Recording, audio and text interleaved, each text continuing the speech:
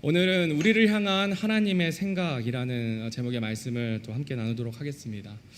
지금 저 위에 있는 이 사진이 누구인지 혹시 기억나시는 분 있으십니까? 조선 말기의 사진입니다. 조선 말기는 나라가 풍전등화 같은 위기 속에 있던 때였습니다. 서양 열강과 또 일본이 차례로 조선을 압박하고 있었고, 안으로는 정치적 혼란과 경제적 어려움이 겹친 시대였습니다. 이때 조선을 이끌던 고종과 명성 황후는 백성들의 삶과 나라의 미래를 바로 세우기보다는 자신들의 권력과 안위를 지키는 데 더 관심을 기울였습니다. 실제로 승정원 일기와 조선왕조 실록에는 고종과 명성 황후가 무당을 궁궐로 불러 굿을 행하고 외세가 곧 물러갈 것이다, 너희가 평안할 것이다는 점괘를 믿고 안도했다는 기록이 남아 있습니다. 오늘날로 치면 정말 수백억 원, 수천억 원에 달하는 비용을 굿 비용으로 굿을 하는데 사용했다라고 전해집니다. 그러나 이러한 미신적인 의존은 나라를 지켜내지 못했고, 오히려 백성들은 일제치하에서 더 큰 수치와 고통을 맞이하게 되었습니다. 오늘 본문 예레미야 8절 9절 말씀을 보면 하나님께서는 이렇게 경고하고 계십니다. 우리 같이 한 목소리로 읽겠습니다. 시작.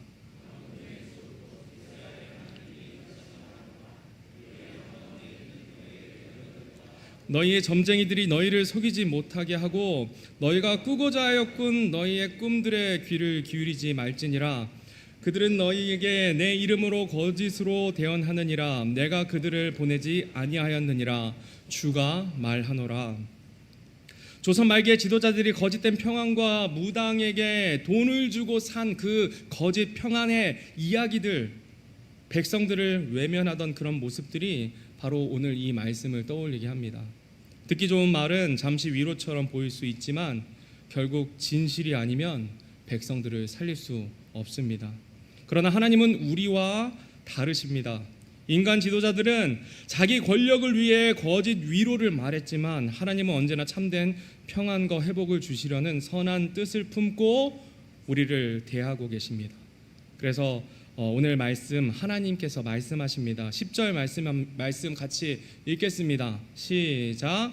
주가 이같이 말하노라. 바벨론에서 70년이 찬 뒤에 내가 너희를 돌아보고 너희를 향한 나의 선한 말을 이행하여 너희를 이곳으로 돌아오게 하리니.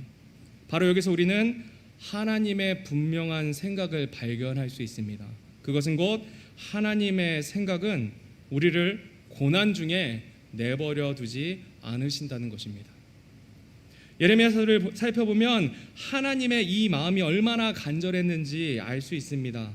예레미야서는 총 52장입니다. 그 가운데 무려 34장이 심판의 메시지로 기록되고 있습니다. 너무나 많은 장을 이렇게 얘기하신 것은 하나님의 마음이 너무나 간절했다는 것을 보여주고 있습니다. 너희는 돌이켜 살아라. 돌이켜 살아라. 예레미야가 활동했던 그 수십 년의 기간 동안 계속해서 심판과 징계의 메시지를 선포하십니다. 그 수십 년의 기간 동안 얘기하셨다는 것은 그만큼 기다려주고 계셨다는 것을 말씀하고 있는 것입니다. 끝까지 돌이켜 살기를 바라시는 하나님의 간절한 사랑의 표현이 바로 이 예레미야서의 구구절절히 나타나 있습니다.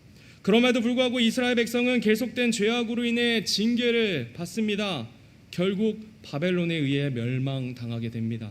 그러나 하나님께서 주신 징계는 끝이 없는 징벌이 아니었습니다. 하나님은 예레미야를 통해 분명하게 말씀하십니다. 70년이 찬 뒤에 내가 너희를 돌아보겠다. 고난은 영원하지 않고 하나님이 정하신 때가 되면 반드시 회복이 임한다는 약속의 말씀이었습니다. 이 약속의 말씀은 실제로 역사 속에서 이루어졌습니다. 그리고 바벨론 포로로 끌려갔던 다니엘은 이 약속의 말씀을 붙들었던 사람이었습니다. 다니엘서 9장 2절 말씀입니다. 우리 같이 읽겠습니다. 시작. 곧 그의 통치 제1년에 나 다니엘이 책들을 통하여 주의 말씀이 대언자 예레미야에게 임하사 알려주신 그 횟수를 깨닫되 곧 그분께서 예루살렘이 황폐한 가운데 70년을 채우시리라는 것을 깨달았느니라. 아멘. 다니엘은 이 약속의 말씀을 기억하며 하나님께 민족을 대신해서 회개와 간구의 기도를 드립니다. 결국 역사의 시간 속에서 이스라엘이 다시 고향으로 되돌아오는 회복이 일어났습니다. 사랑하는 성도 여러분, 이것이 우리를 향한 하나님의 생각이십니다. 하나님은 결코 우리를 고난 속에 내버려 두지 않으신다는 것입니다. 우리가 겪는 환난과 시련은 끝이 없는 형벌이 아니라 하나님의 선한 뜻 안에서 반드시 끝이 있는 과정이라는 것입니다. 혹시 지금 여기 계신 우리 성도님들 삶 가운데 끝나지 않을 것 같은 고난을 지나고 계신 분이 계십니까? 제가 다는 알지 못하지만 어떤 분들에게 고난이 있는지 어느 정도 알고 있습니다. 우리 청년들에게는 취업을 준비하며 이력서를 써도 연락이 없고 다른 친구들은 합격 소식만 전해올 때 마음에 낙심이 될 수밖에 없습니다. 이 취업의 기간이 언제 끝날까 고민하는 청년들이 있습니다. 병마와 싸우며 하루하루를 버티는 우리 성도님들, 관계적으로 해결되지 않는 어려움 중에 계신 우리 성도님들, 그리고 경제적 어려움으로 한숨 짓는 가정들이 있습니다. 그러나 오늘 하나님께서 우리에게 주시는 말씀은 분명합니다. 이 또한 지나가리라. 70년이 차면 내가 너희를 돌아보겠다 약속하십니다. 이것이 바로 하나님께서 우리를 향해 하시는 생각이십니다. 하나님은 결코 우리를 끝까지 버려두시는 분이 아니라는 것입니다. 나의 생각이 아니라 하나님의 이 생각을 붙드시길 바랍니다.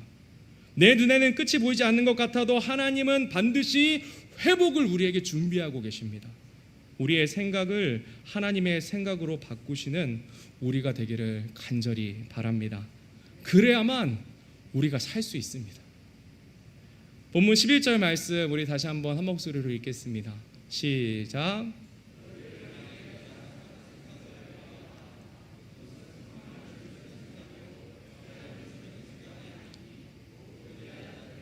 너희에게 주려는 것이라 주가 말하노라.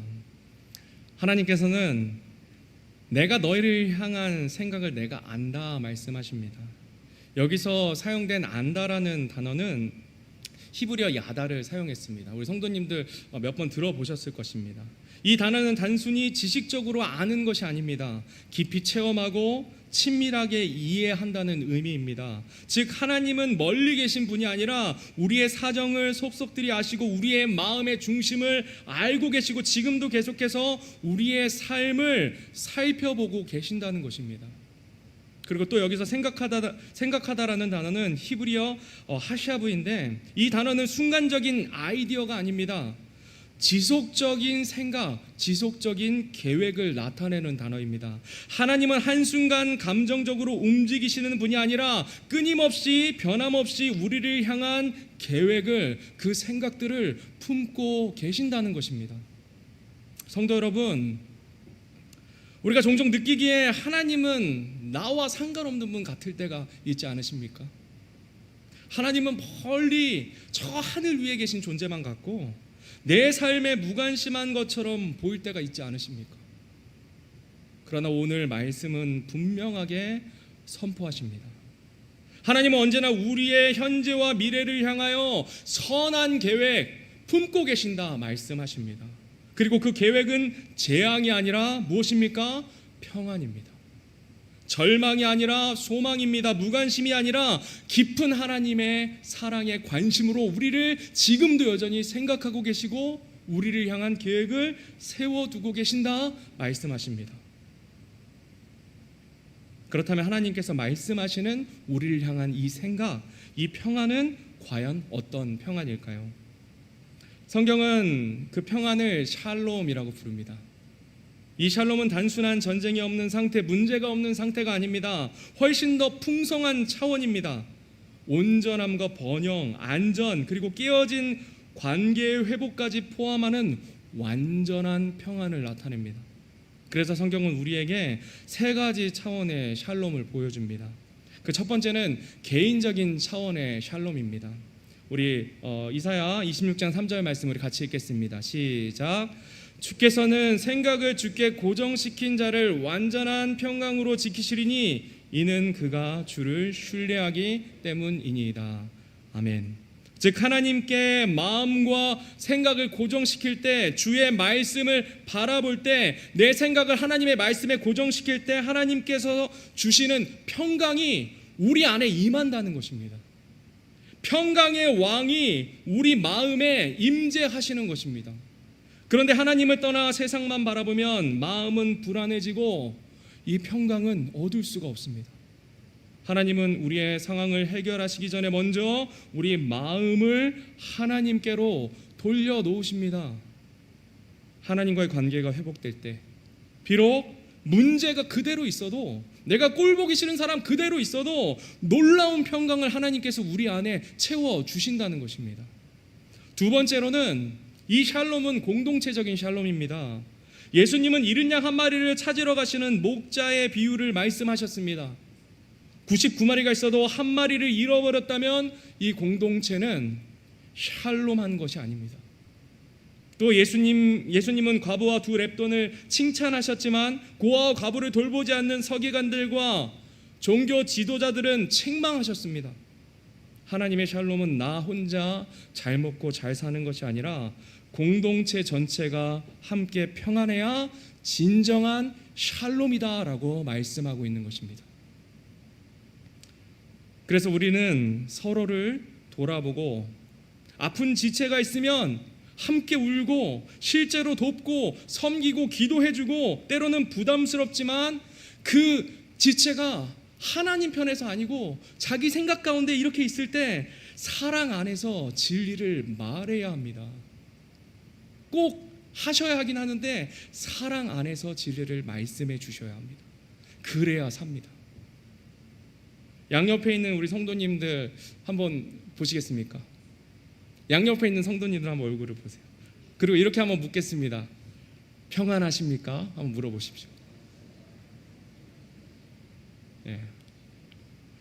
얼굴에 지금 조그만한 수심만 있어도 우리 교회는 평안한 상태가 아닌 거예요. 평안한 상태가 아닙니다. 서로를 돌아보고 기도하고 서로를 섬기는 저희 교회가 되기를 간절히 바랍니다. 셋째는 가장 중요하고 본질적인 샬롬, 하나님과의 평강입니다. 사사기 6장에서 기드온은 하나님의 천사를 보고 죽을까 두려워했습니다. 그러나 하나님께서는 두려워하지 말라, 내가 죽지 아니하리라 말씀하시며 그곳을 여호와 샬롬이라 라고 부르게 하셨습니다. 이것이 바로 죄인된 우리가 하나님과 화목하게 되는 진정한 의미의 평강입니다. 우리 구주 되신 예수님은 평강의 왕으로 우리에게 찾아와 주셨습니다. 십자가에서 우리의 죄값을 담당하심으로 하나님과 우리 사이를 화목하게 하셨습니다. 그래서 이제 우리는 죽음의 두려움에서 벗어나 하나님 앞에 담대히 설 수 있습니다. 하나님 앞에 우리가 나아가도 우리가 죽지 않는다는 것입니다. 이것이 가장 근본적인 샬롬, 하나님과의 샬롬입니다. 구원받은 우리는 이미도 이 하나님과의 샬롬을 경험한 자들입니다. 그래서 우리는 기억해야만 합니다. 하나님께서 우리에게 이미도 이 샬롬, 세상이 줄 수 없는 이 평안을 우리에게 이미도 주셨다는 것입니다. 아멘이십니까? 우리에게 평강의 왕이 지금도 우리와 함께 하신다는 거예요. 그 평강의 왕께서 우리에게 이 소망의 말씀, 승리의 말씀을 주십니다. 제가 너무나 사랑하는 말씀, 요한복음 16장 33절 말씀입니다. 우리 같이 한 목소리로 믿음으로 읽겠습니다. 시작. 너희에게 이 일들을 말한 것은 너희가 내 안에서 평강을 누리게 하려 함이라. 세상에서는 너희가 환난을 당할 터이나 기운을 내라, 내가 세상을 이기었노라 하시니라. 아멘. 성도 여러분, 평강의 왕이신 주님께서 이미도 세상을 이기셨습니다. 그 승리가 우리의 승리가 되었습니다. 그래서 우리는 예수님 안에서 평안을 언제나 누릴 수 있다라는 것입니다. 그리고 세상이 줄 수 없는 평안을 지금도 우리에게 주시길 원하십니다. 이것이 바로 우리를 향한 하나님의 생각입니다. 여러분의 그 생각 내려놓고 이 하나님의 생각을 여러분이 아멘으로 받으시기 바랍니다. 그래야 우리가 사는 것입니다. 오늘 본문 11절 말씀에 한 번만 넘겨주십시오. 없군요. 11절 말씀에 보면은 중간 하반부에 또 이렇게 되어 있습니다. 본문에서 하나님께서 약속하신 기대하던 결말이라고 나와 있죠. 곧 기대하던 결말을 너희에게 주려 하신다 말씀하십니다. 이 결말이 무엇을 의미할까요? 첫 번째는 역사적인 차원에서 이 결말은 바벨론 포로 생활의 끝을 가리키고 있습니다. 70년 동안 포로로 살던 이스라엘 백성이 마침내 해방되어 예루살렘으로 돌아오고 무너진 성전이 재건되고 이스라엘을 다시 세우는 것, 이것이 당시 포로들에게 주어진 구체적인 소망이었습니다. 얼마나 소망이 됐겠습니까? 근데 이 소망은 여기서 그치지 않습니다. 둘째로 영적인 차원에서 이 기대하던 결말은 단순히 고향으로 돌아온 데서 끝나지 않고 하나님의 말씀하시는 이 결말은 정치적 해방이나 환경의 회복이 아니라 백성이 다시금 하나님의 백성으로 서는 것, 하나님과의 깨어졌던 그 관계가 회복되는 것을 의미하고 있는 것입니다. 참된 결말은 언제나 하나님과의 관계가 회복되는 것입니다. 성도님들 중에 지금 하나님과의 관계가 소원하신 분들이 있으십니까? 이것이 시작이 되어야 합니다. 그래야 나머지 관계도 해결이 됩니다. 셋째로 종말론적인 차원에서 이 결말은 예수님 안에서 이루어질 영원한 구원을 가리키고 있습니다. 바벨론 포로에서 돌아온 사건은 예수 그리스도 안에서 주어질 궁극적인 구원의 모형입니다. 진정한 결말은 예수님의 십자가와 부활로 시작되었고 장차 다시 오실 주님 안에서 완성될 그 천년왕국, 그리고 그 너머 새하늘과 새 땅, 영원한 천국에서의 삶을 의미하고 있습니다. 이 기대하던 결말을 주님께서 우리에게 주시길 원하시고 반드시 주실 것입니다. 디도서 2장 13절 말씀입니다. 우리 같이 소망으로 읽겠습니다. 시작.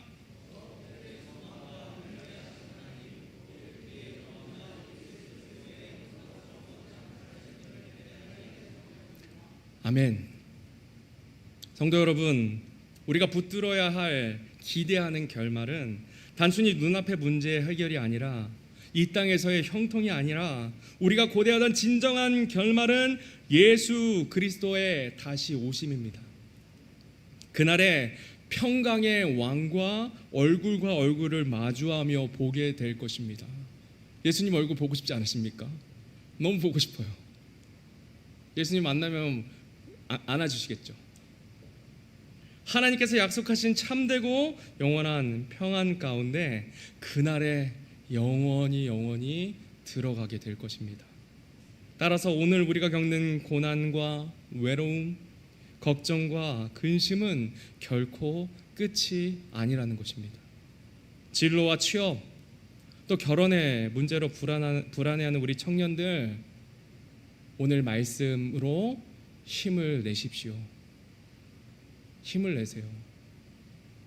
병마와 싸우며 하루하루 힘겹게 살아가는 우리 성도님들, 가정과 삶의 문제로 눈물 짓고 계신 분들이 있으시다면 오늘 말씀으로 다시금 일어서시길 간절히 바랍니다.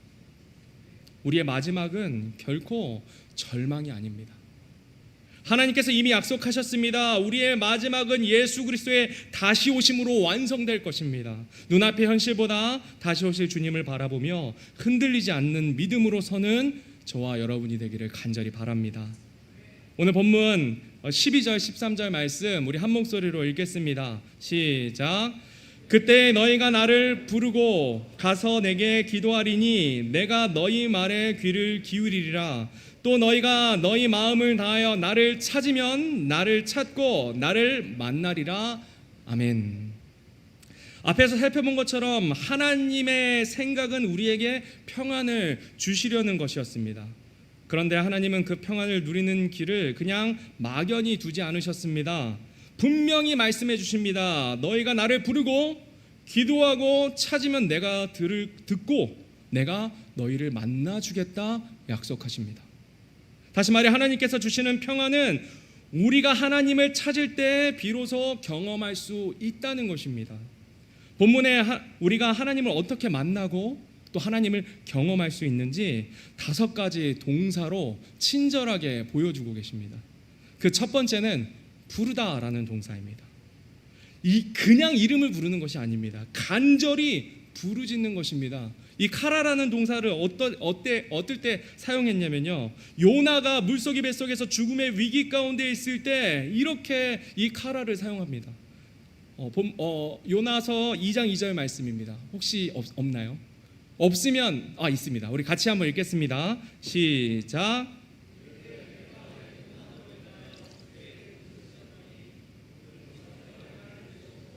내가 지옥의 뱃속에서 부르짖었더니 주께서 내 목소리를 들으셨나이다.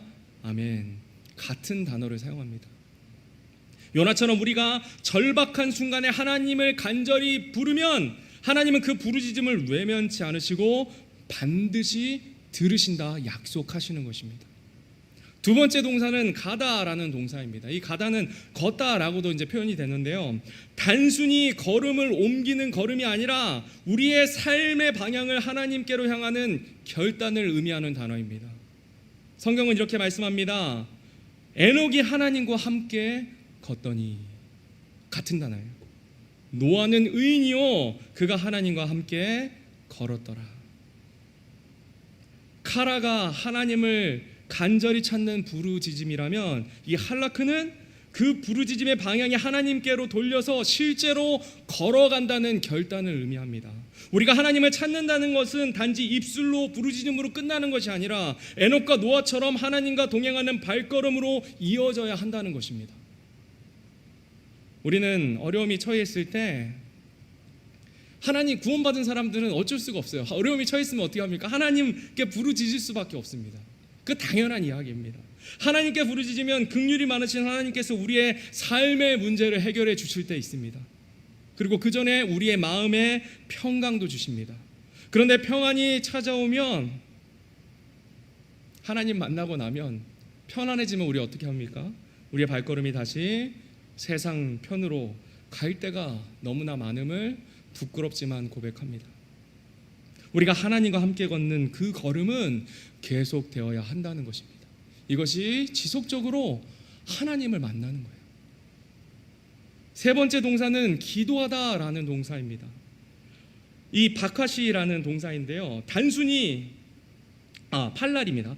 이 단어는 원래 판단하다, 중재하다에서 파생된 말이었습니다. 그래서 단순히 나의 소원을 말하는 행위가 아니라 하나님 앞에서 내 자신을 돌아보고 하나님의 뜻에 맞게 바로 서는 것, 여기에는 자백과 회개의 의미가 담겨져 있습니다. 기도는 문제 해결만 구하는 자리가 아니라 하나님 앞에 나 자신이 변화되길 바랍니다. 나의 문제를 하나님 앞에 고백하는 기도를 해야 한다는 것입니다. 그 마음을 가지고 나아갈 때 하나님께서 우리 만나 주시겠다 약속하시는 것입니다. 그리고 네 번째 동사입니다. 찾다, 또 찾다라고 되어 있잖아요. 근데 이 원어가 다른 동사로 되어 있습니다. 이 첫 번째 찾다, 원하다는 바카시라는 동사로 되어 있는데요, 이 바카시는 단순히 둘러보는 정도가 아니라 간절히 원하고 바라는 태도를 의미합니다. 즉 하나님 앞에서 마음을 기울여 간절히 그 하나님을 바라고 소망하는 마음의 태도를 의미하는 단어입니다. 하나님께서는 이렇게 약속하십니다. 동일하게 이 단어 2가지를 쓰고 계세요.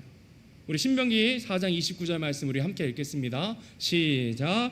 그러나 만일 내가 거기서 주어 내 하나님을 찾으면 곧 내 마음을 다하고 내 혼을 다하여 그분을 찾으면 만나리라. 아멘.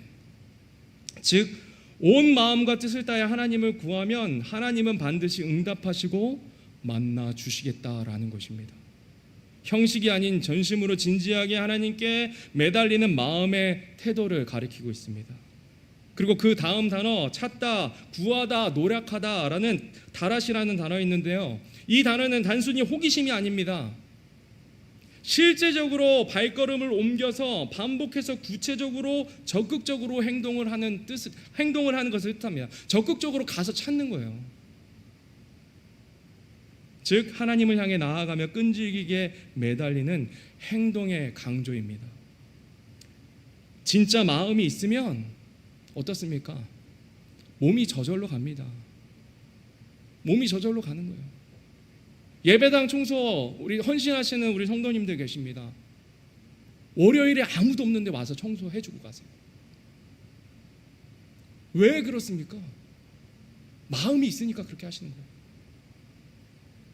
마음이 있으니까 피곤해도 피곤치 않은 겁니다. 하나님은 마음을 다 간절히 찾는 자에게 반드시 응답하시고 만나주시는 하나님이 되십니다. 그리고 실제로 발걸음을 옮길 때 하나님은 만나주신다 말씀하십니다. 여기 이 자리에 하나님을 사랑하는 마음으로 발걸음을 옮기신 분들은 오늘 하나님을 만나고 계신 것입니다. 아멘이십니까? 어떻게 만나시는 거예요? 말씀으로 만나고 계신 거예요 지금. 그런데 발걸음은 이 자리에 있습니다. 그런데 마음은, 생각은 저기 딴 데 가 계시면 하나님 못 만나는 겁니다. 발걸음과 마음이 여기에 있어야 하나님 만날 수 있는 겁니다. 하나님은 인격적인 분이세요. 우리의 마음의 중심을 아십니다. 우리의 마음과 걸음이 함께할 때 우리는 우리 주님을 만날 수 있습니다. 성도 여러분, 우리가 방금 살펴본 것처럼 우리가 부르고 걸음을 돌리고 기도하고 전심으로 구하고 간절히 찾을 때 만나주시는 하나님 되십니다. 그러나 문제는 우리가 종종 눈앞의 상황에만 매여서 하나님을 보지 못할 때가 있다는 것입니다. 마음의 평안이 사라지는 이유도 결국은 우리가 하나님을 떠났기 때문입니다. 안타깝지만 부인할 수가 없어요. 이것은 마치 끝없이 펼쳐진 하늘이 우리 눈앞에 있음에도 불구하고 자기 손으로 눈을 가리고 나는 하늘을 볼 수 없다, 하늘이 나에겐 없다 라고 말하는 것과 같습니다. 하나님은 멀리 계신 분이 아니십니다. 우리가 손을 내리고 하나님께 부르짖고 문제를 있는 그대로 하나님께 아뢰고 전심으로 구할 때 하나님은 반드시 응답하시고 우리를 만나 주실 것입니다. 그리고 그 만남 속에서 하나님께서 주신 그 평강의 왕이 주시는 참된 평안이 회복될 것입니다. 제가 70주년 준비하는데 마음이 너무 분주해서 하나님을 온전히 찾지 못했습니다. 부끄럽습니다. 근데 오늘 오전 말씀을 듣는데 너무 감사했어요. 말씀이 제 마음에 박혀서 그 기쁨을 다시 회복할 수 있었습니다. 그 말씀이 저를 살게 했습니다. 그래서 찬양이 달랐습니다. 제 마음속으로 하는 찬양이 하나님을 향한 찬양이 됐어요. 제가 오늘 이 평강의 왕을 만났습니다. 성도님들도 이 평강의 왕 만나시길 바랍니다. 지금 여러분은 삶의 여러 가지 문제 앞에서 누구를 찾고 계십니까? 세상입니까? 사람입니까? 아니면 하나님이십니까? 하나님은 오늘도 동일하게 말씀하십니다. 너희가 나를 찾으면 만나리라. 지금도 하나님께서는 여러분이 하나님 찾기를 기다리고 계십니다. 결론입니다. 오늘 본문 말씀 간절한 마음으로, 소망의 마음으로 읽겠습니다. 14절 말씀입니다. 시작. 내가 너희를 만나리라. 주가 말하노라. 또 내가 너희의 포로된 것을 되돌리고 모든 민족들로부터 내가 너희를 쫓아내어 머물게 한 모든 곳으로부터 너희를 모으리라. 주가 말하노라. 또 내가 너희를 다시 데려오되 내가 너희로 하여금 포로가 되어 끌려가서 떠나게 했던 곳으로 데려오리라. 우리가 하나님을 떠났던 모든 생각들, 모든 걱정들, 근심들, 하나님을 만나게 되면 다 다시 하나님께로 우리가 고정이 됩니다. 그것이 하나님께서 우리에게 원하시는 생각입니다. 하나님의 생각은 언제나 우리를 향해 있습니다. 우리 다 같이 한 목소리로 믿음의 고백하겠습니다. 첫째, 하나님은, 같이 읽겠습니다. 첫째, 하나님은 우리를 고난 속에 영원히 버려두지 않으십니다. 둘째, 하나님은 우리에게 재앙이 아니라 평안을 주시려는 분이십니다. 셋째, 하나님은 우리가 온 마음으로 하나님을 찾기를 원하십니다. 이것이 하나님의 생각입니다. 성도 여러분, 눈앞의 고난과 현실과 내 생각이 아닌 하나님의 생각을 붙드십시오. 그리고 오늘 하나님을 만나시기 바랍니다. 우리 다 같이 일어나셔서 찬송가 473장 내 마음속에 찬양하고 폐회 기도함으로 예배를 마치겠습니다.